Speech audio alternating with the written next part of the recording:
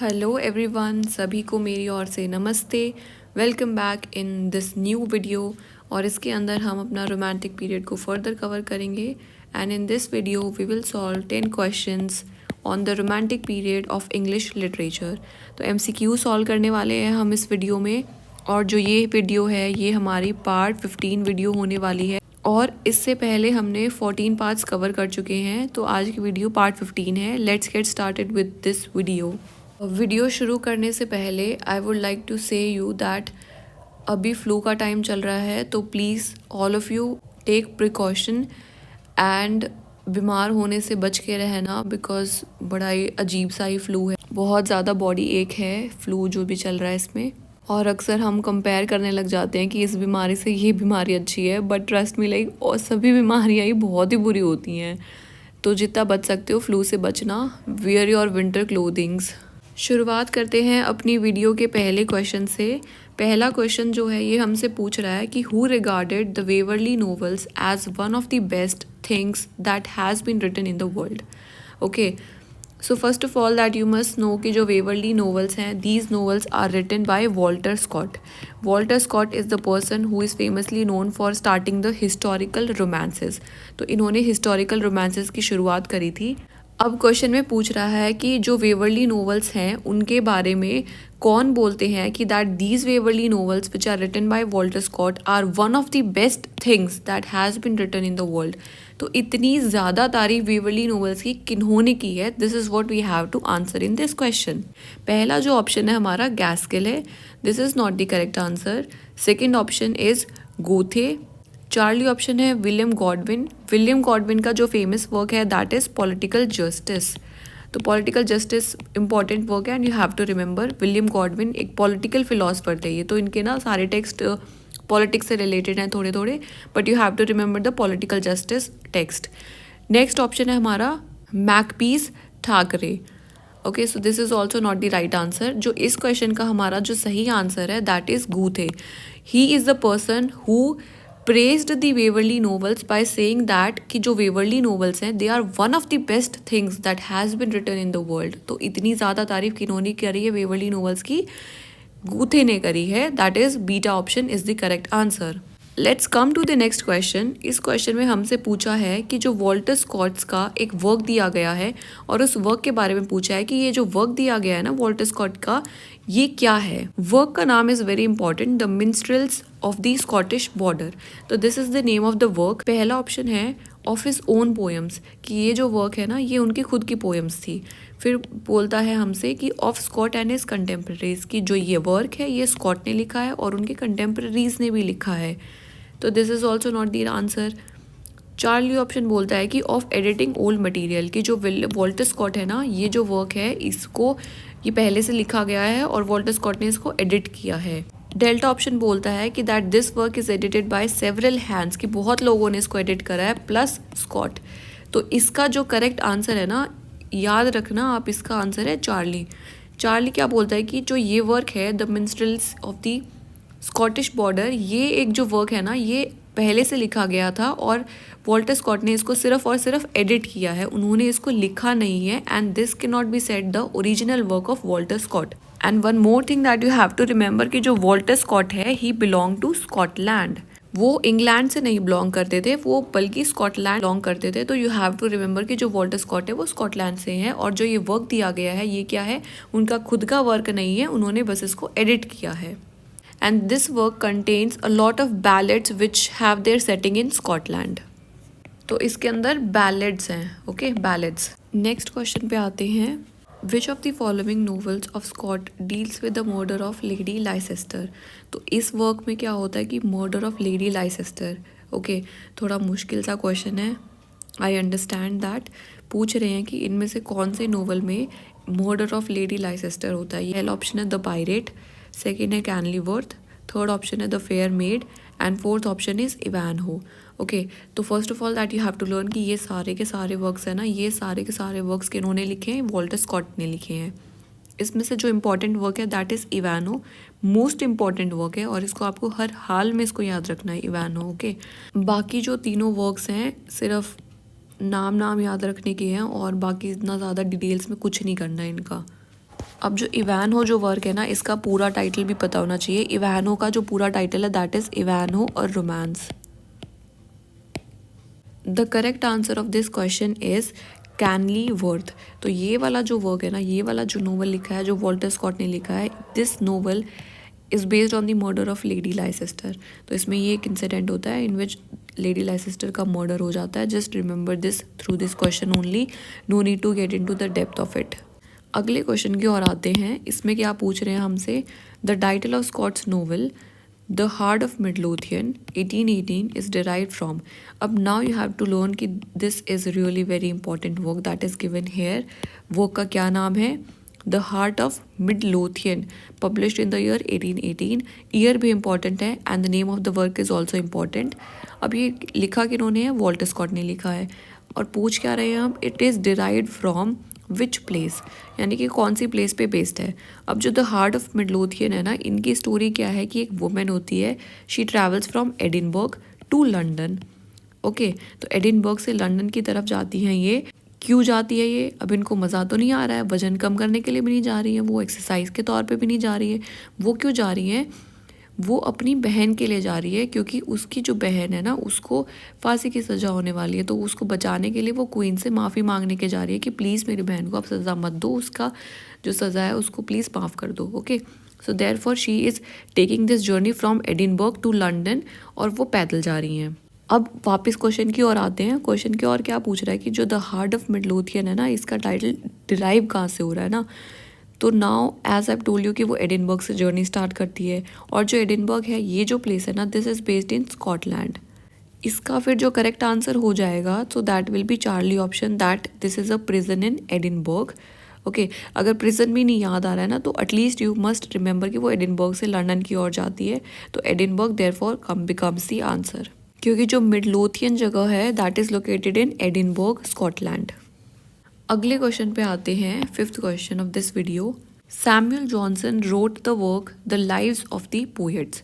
ठीक है, आगे बोलते कि who wrote the lives of the novelist. तो यू हैव टू लर्न कि जो सैमुअल जॉनसन है ना, उन्होंने क्या वर्क लिखा है, लाइव्स ऑफ द पोएट्स। अब वो आगे हमसे क्वेश्चन में पूछ रहे हैं कि लाइव्स ऑफ द नोवेलिस्ट किसने लिखा है। पोएट्स का तो समझ में आया कि इन्होंने लिखा है सैमुअल जॉनसन ने, and now you have to tell me कि लाइव्स ऑफ द नोवेलिस्ट किन्होंने लिखा है। पहला जो ऑप्शन दिया गया है that is Jane Austen. Jane Austen कौन थी, she is an important novelist and she belongs to the romantic age. ठीक है, नोवेलिस्ट हैं, और इनकी नोवेल्स की जो सीक्वेंस थी वो मैंने एक न्यूमोनिक्स के थ्रू पहले ही लर्न करवा दी थी। सेकेंड ऑप्शन है हमारा मैरिया एजवर्थ। थर्ड ऑप्शन है वॉल्टर स्कॉट, जिनको भी पहले डिस्कस कर चुके हैं, वेवर्ली नोवेल्स वाले हैं। फिर है हमारे जॉर्ज एलियट, ये इनका असली नाम नहीं था, ये इनका सूडो नेम था। ओके, इनका असली नाम दूसरा है, and she is a female. George Eliot male नहीं है, belonging to the Victorian as.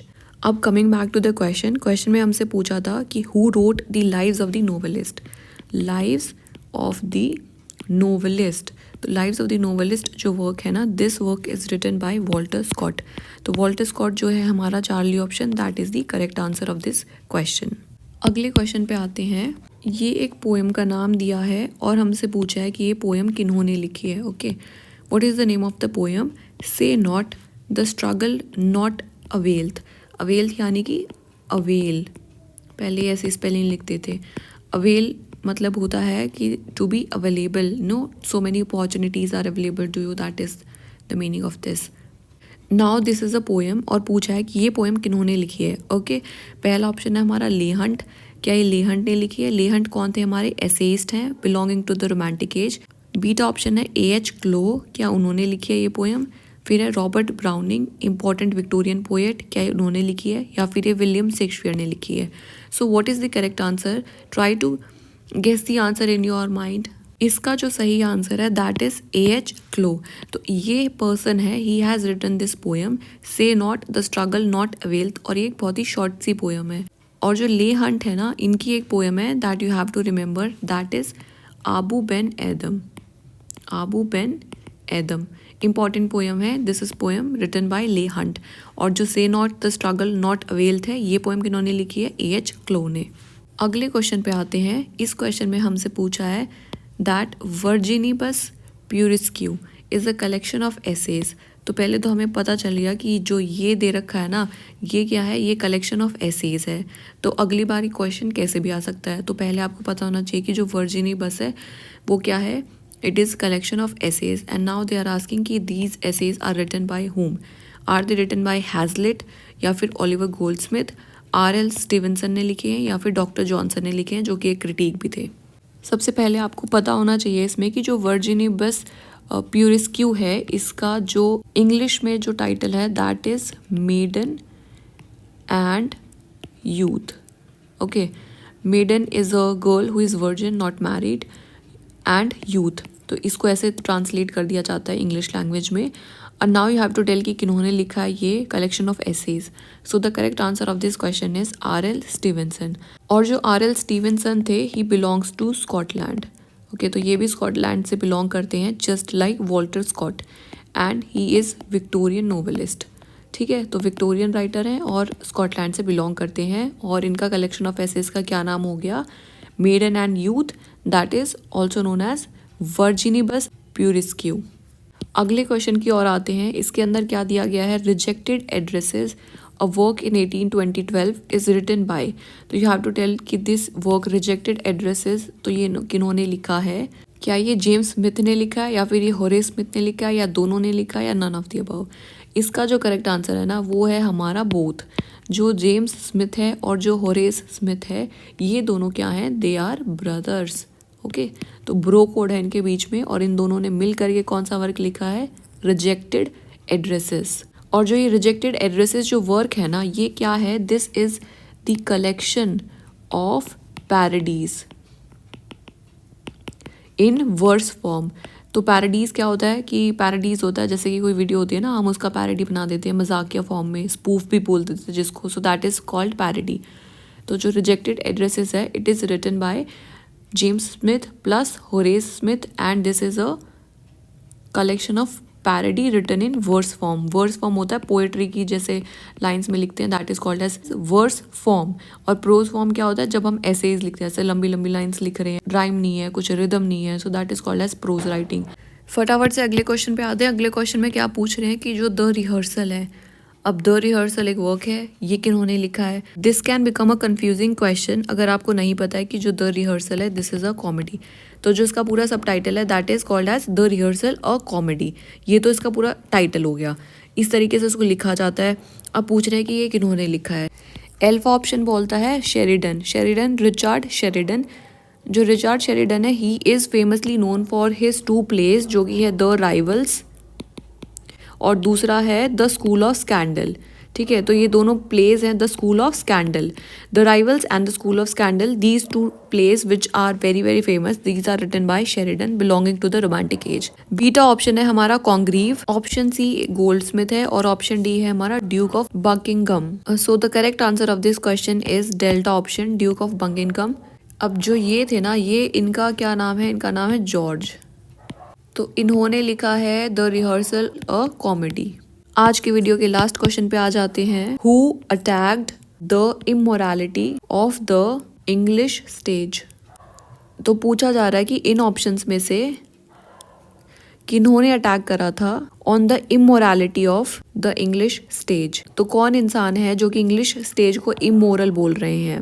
Alpha option है हमारा स्टीफन गोसोन, बीटा है Philip Sidney who is known for his work of criticism, Charlie option है हमारा जेरेमी कोलियर, और last option है हमारा Thomas Love Peacock. Thomas Love Peacock का I have told you that he was the friend of, किनके friend थे Love Peacock, he was the friend of PB Shelley. इस question का जो correct answer है that is Jeremy Collier. Jeremy Collier वो person है कि जिन्होंने इंग्लिश स्टेज पे जो प्लेज हो रहे थे उनमें जो इमोरलिटी थी उसके ऊपर अटैक किया है। और जो जेरेमी कोलियर है उन्होंने एक पैम्पलेट निकाला था। ओके, उस पैम्पलेट में उन्होंने सारी एंटी थिएटर बातें करी हैं और एक्यूज़ करा है इंग्लिश स्टेज को कि वो इमोरल प्लेस को दिखाते हैं एंड इनडिसेंसी है उनके प्लेस में, और ब्लास्फेमी है। ब्लास्फेमी होता है an attack on the religion of the people. तो this is an important question, you have to remember कि कौन अटैक करते हैं immorality of the English stage पर। Jeremy Collier is the person. I hope all these 10 questions are clear to you all. If you have any doubts, then you can ask me in the comment section. And if I have said anything wrong in the video, please forgive me. This is it in this video. Keep practicing the questions and stay fit and prevent yourself from flu. Goodbye to all. Stay happy. See you in the next video with 10 more questions.